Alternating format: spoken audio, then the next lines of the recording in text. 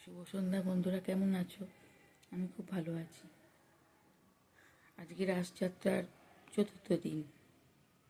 আমার বাড়ি হুগলি শ্রীরামপুরে। ওখানে রাধাবল্লভের রাস অনুষ্ঠান, বিরাট উৎসব একটা। রাস উৎসবকে ঘিরে ওখানকার এক ঠাকুরবাড়ির স্ত্রী যারা থাকে তারাই বুঝবে যে কি একটা আলাদা অনুভূতি। আমাদের ছোটোবেলাটা ভীষণ আনন্দে কেটেছে এই রাস উৎসবকে কেন্দ্র করে। এখন নিয়ম অনেকটা পাল্টে গেছে। এখন রাধাবল্লভ কারোর বাড়িতে আর আসেন না, মন্দিরেই সবাই গিয়ে পুজো দিয়ে আসে।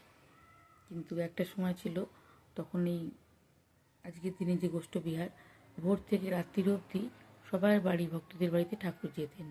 উপর সিংহাসনে ভক্তরা ঠাকুরকে নিয়ে অন্যান্য ভক্তদের বাড়িতে যেত। এক কথায় বলতে গেলে ভগবান ভক্তদের বাড়িতে আসতো। ভক্তরা তো যায় ভগবানের কাছে। তো ঠাকুরের চরণ ছুঁয়ে প্রণাম করা, সবাই চরণ ছুঁতে পারত। মালা পরানো, ঠাকুরকে যার যেমন সাধ্য, কেউ কিনে, কেউ রান্না করে ঠাকুরকে ভোগ দিত। আর এই উপলক্ষে বাড়ির মেয়েরা সব বাড়িতে আসতো, যারা বাইরে চাকরি করে তারা আসতো। খুব সুন্দর করে বাড়ি সাজানো হতো, লাইট দিয়ে, ফুল দিয়ে। বাড়ির সামনেটা একদম পরিষ্কার করে সুন্দর করে আলপনা দেওয়া হতো। আর আমাদের বাড়ির সামনে বিরাট রক ছিল। এখন তো বাড়িটা ভেঙে ফ্ল্যাট হয়ে গেছে। তখন বাড়ি ছিল, জয়েন্ট ফ্যামিলি ছিল। তো সেই রকেতে আমরা আলপনা দিতাম। আমার আর আমার বোনের দুজনের দায়িত্ব ছিল আলপনা দেওয়া। আমি আর আমার খুড়তুতো বোন পিঠোপিঠি বলতে গেলে 2 বছরের ছোটো বড়। তা বোন কম, আমরা দিদি বোন কম, বন্ধু বেশি ছিলাম। তো ওই দুপুরবেলা থেকে আলপনা দেওয়া, সাজানো, ঠাকুরের জন্য অপেক্ষা করা, এটা একটা অন্যরকম অনুভূতি ছিল। আর একটা ছিল কি, সেই সময় আমাদের হাফ ইয়ারলি পরীক্ষা পড়তো, যার জন্য যতটা আনন্দ করা হয়তো সববার হতো না। রাসের প্রথম দিন থেকে ওই যে বাঁশি আসতো, বা বিভিন্ন ব্যাগপাই আমরা বলতাম, বা তাসা সমস্ত আসতো। তো সেই ভোরবেলা ওই আওয়াজটা কানে গেলেই মনে হতো দৌড়ে চলে যায় মন্দিরে। যেতামও আমরা, কোনো না একটা কিছু সুতো করেই যেতাম। 5 মিনিট আসছি বলে দাদু ঠাকুমাকে বলে যেই বেরোনো, সেই 5 মিনিটটা যে কতক্ষণে 5 মিনিট হতো নিজেদের খেয়াল নেই। যতক্ষণ না বাড়ি থেকে গিয়ে বকাবকি করতো, ডাকতো, ততক্ষণ ওইখানে দাঁড়িয়ে গান শোনা হতো। নতুন যে সমস্ত গানগুলো, সেইগুলো ওরা বাজাতো, রিসেন্ট আর কি, সিনেমার বাংলা হিন্দি সমস্ত। তো পরীক্ষাটা দিতে যেতে হতো। পরীক্ষাটা দিয়ে স্কুল ছুটি হলে কতক্ষণে বাড়ি আসবো, এসে ওই আলপনা দেওয়া, ঠাকুরের সমস্ত করা। তো এখনও সেই সমস্ত অনুষ্ঠান হয় মন্দিরে, সবই হয়, কিন্তু আমি আর যেতে পারি না। তো আজকে আমার ঘরে রাধাবল্লভ আছেন, ফটো আছে। আমি একটু ভোগ রান্না করেছি, নাড়ু করেছি, একটু লুচি, আলুর দম, মিষ্টি এনেছি, যতটুকু মাখন মিছরি যতটা পেরেছি করেছি। তো একটু পরে পুজোটা করব। তো এবার মাম্মা পুজো স্টার্ট করবে।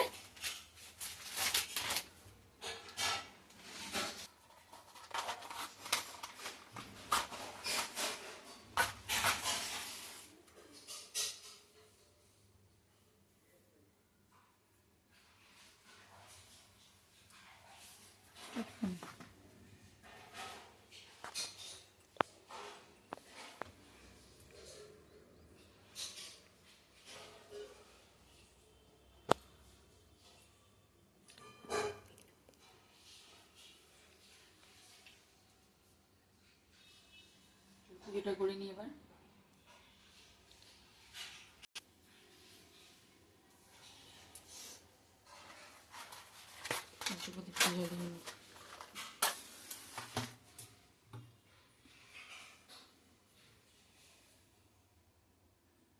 এতগুলো প্রদীপ জ্বালিয়েছো? পঞ্চপ্রদীপ, ওটা প্রদীপ।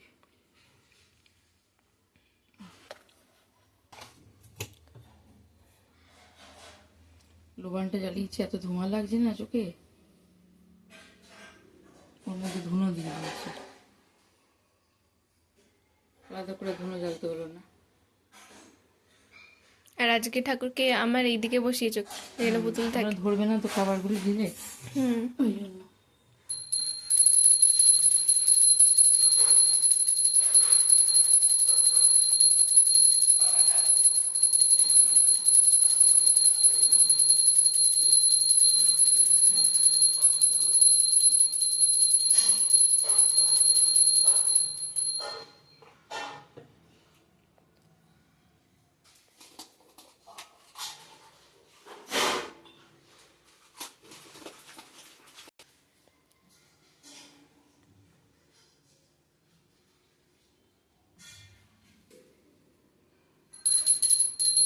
কপুরদানিটা বার করা হয়নি।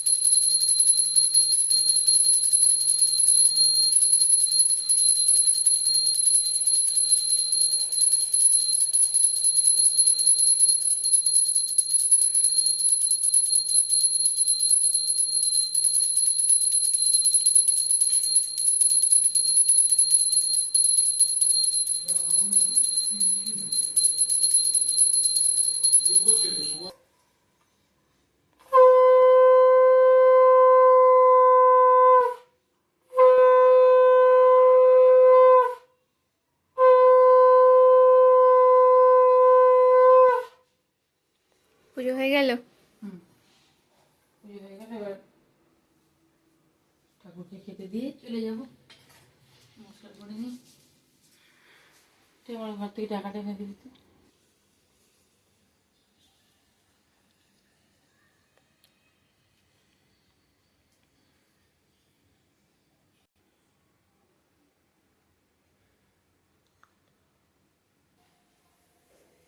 গরম সাইডে পুজো শেষ হলে এবার চা খাবো।